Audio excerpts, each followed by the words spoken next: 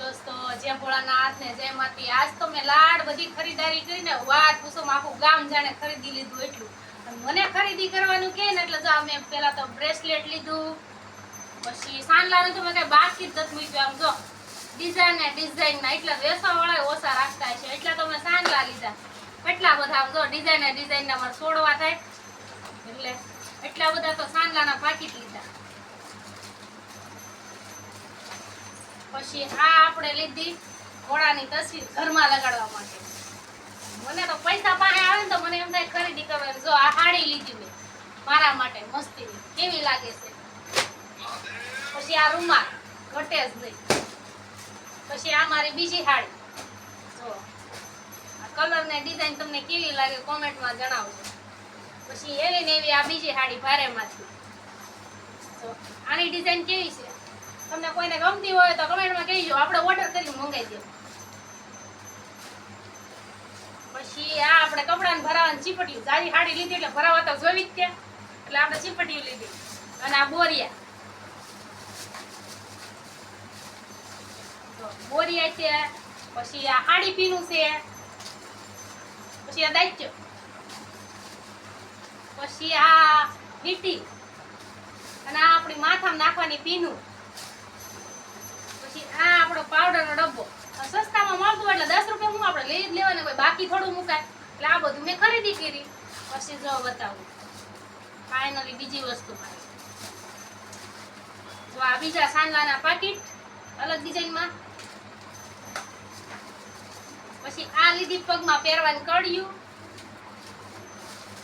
બીજી તો ઘણી બધી વસ્તુ છે। પછી આ આપણો સ્પ્રે છે, જે હમણાંથી ખૂટી ગયો તો આપણને મન થયું કે આપણે સ્પ્રે લઈ લેવી। નવા કપડા લઈ એટલે આપણે સ્પ્રે લેવાનું તો મન થાય જ। પછી આપણે એક ફોન ટીંગાડવાનું સ્ટેન્ડ લીધું, કેમ કે સ્ટેન્ડ નહોતું, કાચમાં લગાડી દીધી એટલે કાચ ફેરવી નાખ્યો એટલે કાંઈ હાલે એમ નહોતું, એટલે આપણે સ્ટેન્ડ લઈ લીધું। પછી જો આ સોણિયા સાડીઓની મેચિંગ થાય કે ન થાય પણ બહાર લઈ લીધા છે એટલે હાલા કરશે પહેરાવામાં। અને આ લીધો મેં ફાઇનલી ડ્રેસ તો જો કે મારી મમ્મી મને પહેરવા જ ન દે, પણ કાજલ આવી હતી ને મારી બેન નાની, એણે એમ કીધું તમે તાર લઈ લે, આપણે ના પાડશે તો હું બેઠી છું ને આપણે કેવું તમે ક્યારેક બહાર જઈ ત્યારે પહેરવા થાય, એટલે આ લીધો મેં ડ્રેસ। તો ડ્રેસ મને કેવો લાગે છે જો સારો લાગતો હોય તો માહિતી દેજો, જો કેવો ડ્રેસ લાગે। અને આ લીધી આપણે સાડી, અને ફાઇનલી બધી વસ્તુ લીધી। અને બાકી રહી જશે તો આ ચોમાસાની સીઝનમાં આપણે બાકી રહી જશે તો કપડા સુકવવાની તો આપણે બહુ દિક્કત થાય, આપણે લઈ લીધી આ દોરી। પછી લીધી આ ડીસુ, ઘરમાં નવી ડીસુ જોતી હોય એટલે ડીસુ લીધી। એટલે બધી વસ્તુ આપણી આવી ગઈ છે।